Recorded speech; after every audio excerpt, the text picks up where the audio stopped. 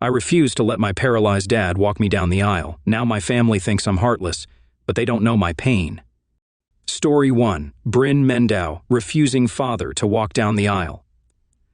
Our first story comes from Bryn Mendow. Am I the butthole for not wanting my dad to walk me down the aisle because he's in a wheelchair? About 3 years ago, my dad was injured in a really bad hit-and-run car accident. He broke just about every bone in his body, leaving him paralyzed from the waist down. Our relationship has always been really good, but I hate seeing him in pain, and admittedly, I try to avoid seeing him because it makes me uncomfortable. In November, I'm getting married. I've been with my fiancé for 4 years, and he and my dad get on really well.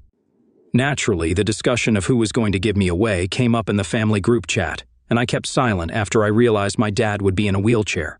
We always talked about him giving me away and having a dance at my wedding, and I don't want to be reminded of what could have been at my wedding.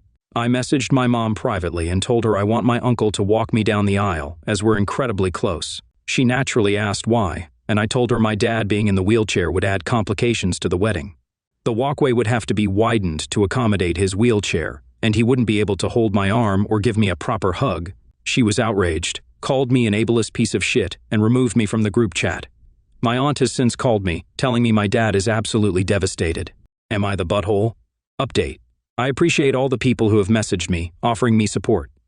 Your kind words have meant a lot to me whilst rifling through a bunch of messages telling me to do horrible things to myself. Regardless of what you think of me, telling me these things isn't okay. I'm going to call my dad tomorrow. Our first comment comes from Roxy McFly. You're the butthole, one awful daughter. You avoid him because it's hard on you? What about him? Now you don't want to accommodate him to walk you down the aisle? God, you should be ashamed of yourself. Your fiancé should take a long look at who he is marrying. Followed up by, also, do you know how many brides don't have their dad because they are dead or deadbeats? You should consider yourself lucky to have one. Fraudurella, yep, exactly this. I'd give anything for either of my parents to simply still be alive at my wedding next year. Now, I think most of us are going to agree on this one, that Opie is definitely the butthole in this situation. I mean, how horrible is it that your dad is already going through all that by himself anyway, to then have his daughter say that he can't walk her down the aisle? I can imagine he would be absolutely heartbroken from that. I think they need to have a long discussion. What do you guys think about this story? Let me know in the comments below, and don't forget to vote in that top right-hand corner. 2. Story 2, throwaway account. Refusing to attend family gatherings because of a family friend. Our next story is from a throwaway account. Am I the butthole for refusing to attend any family gathering that a mutual family friend will be at, after he made explicit sexual jokes about me? I, a 23-year-old female, am refusing to attend any family gathering that this mutual family friend, a 26-year-old male, attends after he made, in my opinion, disgusting sexual jokes about me. For the sake of this post, I will call him John. Around 3 months ago, my boyfriend, brother, John, and the other guy friends went to Vegas for a boys' trip. On the way home from this trip, John thought it'd be hilarious to start making jokes about me liking black guys in front of my boyfriend. I think it's relevant to note my ex-boyfriend was a black man. They were driving when he pointed out a black car in front of them, saying, "Oh, I bet my name would like that car." Everybody was confused and asked why. He responded saying, "You know, she likes big black things," and starts laughing. My boyfriend, obviously pissed, asked what the hell he's talking about. He adds on, saying, "Come on, bro, it's no secret she likes BBC." My boyfriend tells him to get the fuck out of his car, along with the other friend who was laughing also. He drops them both off and explained to me what happened when he got home.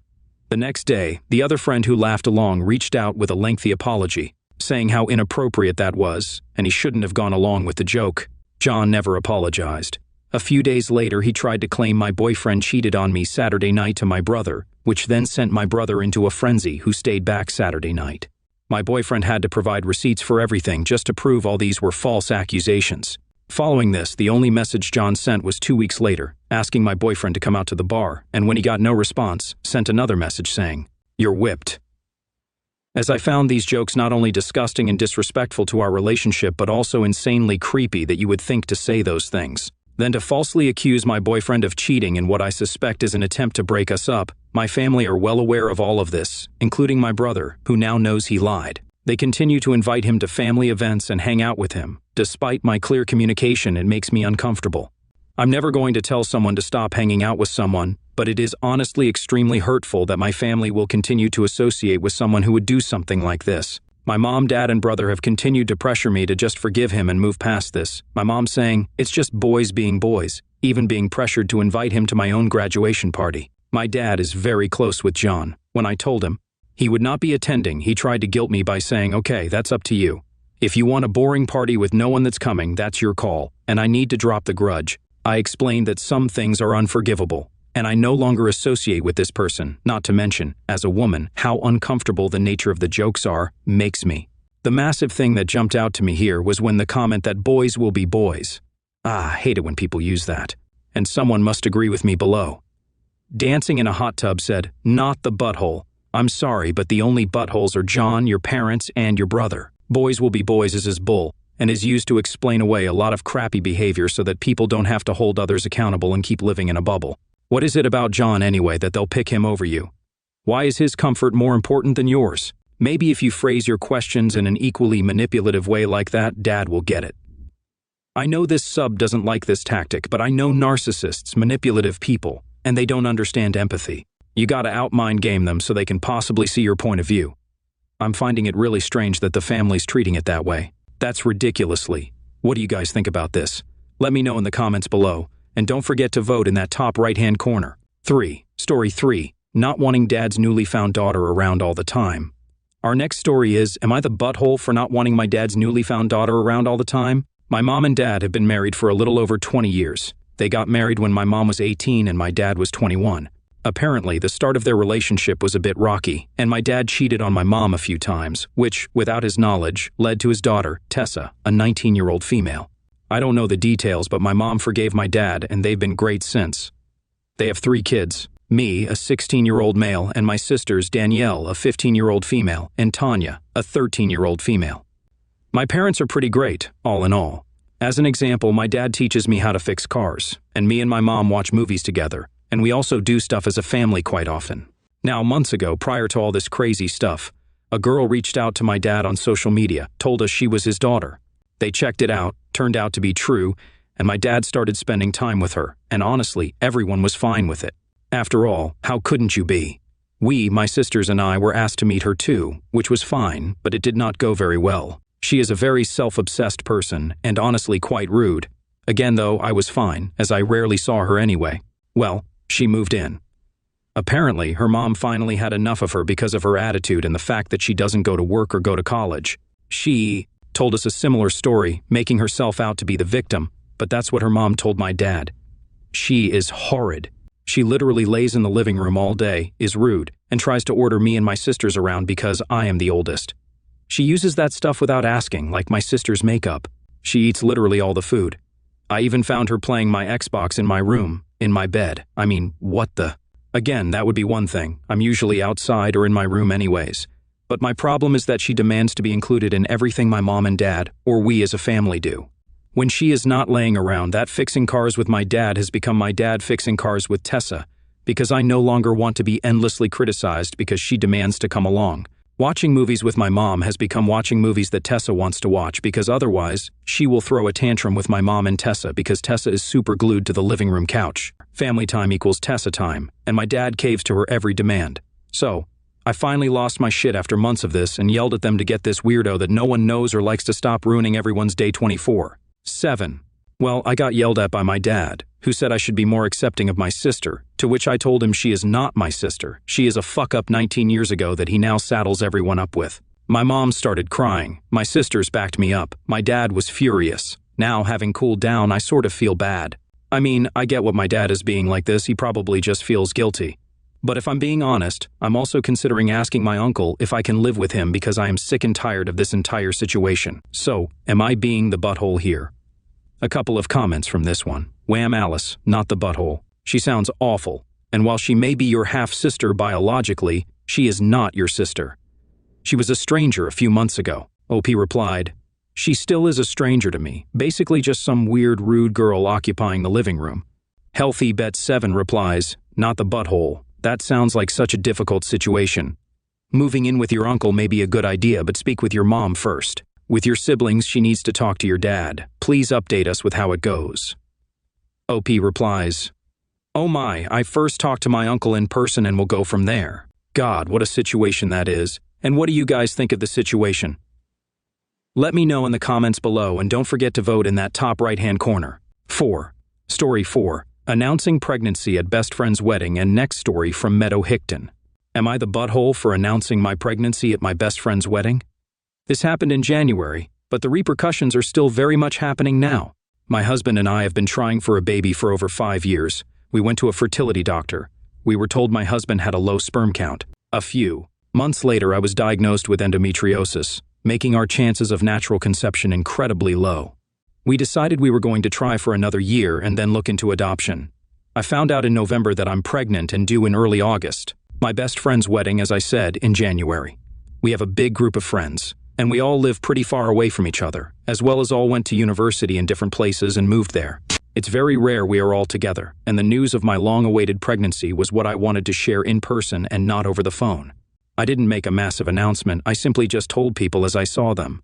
A lot of people knew we were struggling, so wanted to see how we were getting on. It did garner a bit of attention, but nothing major. My best friend dragged me away towards the end of the night and said she was furious with me for making this night all about me. I was apologetic, but explained my reasoning and expected her to be happy for me. She was saying anything, but has made absolutely no effort with me since. Am I the butthole? I'm going to go out there and say this, that I don't think that you're the butthole.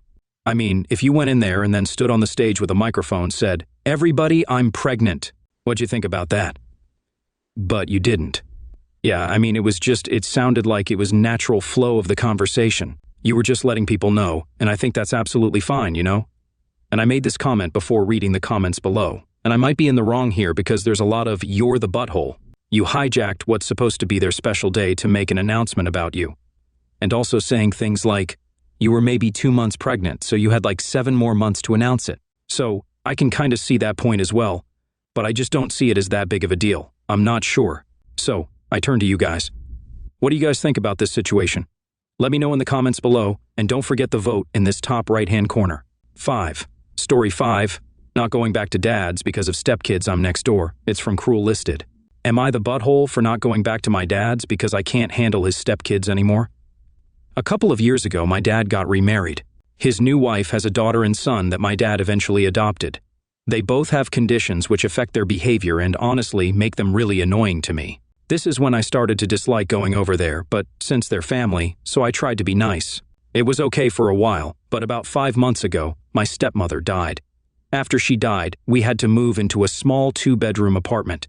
This meant that my dad was going to be sharing a room with my stepbrother, and I was now sharing a room with my stepsister. The lack of privacy and her always getting into my personal space and into my stuff is driving me crazy. Without my stepmom, my dad needs a lot of help with the kids, so I often have to watch and take care of them myself, which is exhausting as they need constant attention. Even when my dad is there, there's nowhere to get away from them or have time to myself. I've talked to my dad about it, and he says he knows it's tough, but in the end, just makes me feel guilty for not wanting to be around them so much. Last week, I had to watch them while my dad went to the grocery store. We were doing fine and just watching TV. She was getting upset because I wouldn't cuddle with her. I really dislike close contact. Then her brother wanted to do something else and got upset because I wasn't going to do it with him. I tried to tell her, let's give you the thing her brother wanted to do, but she wanted to finish the movie and wouldn't let go of my arm. It all just went crazy from there, with them yelling.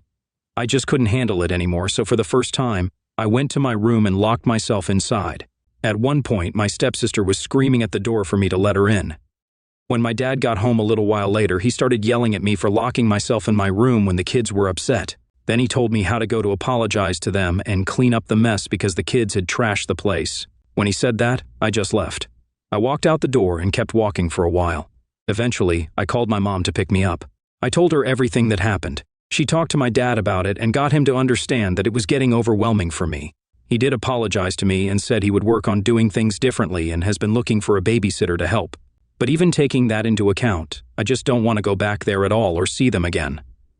There's just so much calm at my mom's. Like, she and my stepdad have other kids now too, but they're much easier to deal with, and I actually like spending time with them sometimes. I also actually have privacy there.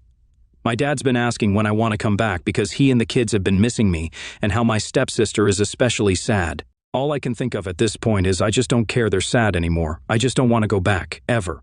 And a couple of the comments are, in my opinion, says, what are the ages, not the butthole? You need to consider your mental health also. He chose to be in this situation, but you didn't have a choice. Asking you to take up the caregiver role isn't fair. OP replied, I'm 15 and they're 7 and 8. Boss Redranger says, definitely not the butthole. At your age, you deserve more. This is your dad's burden.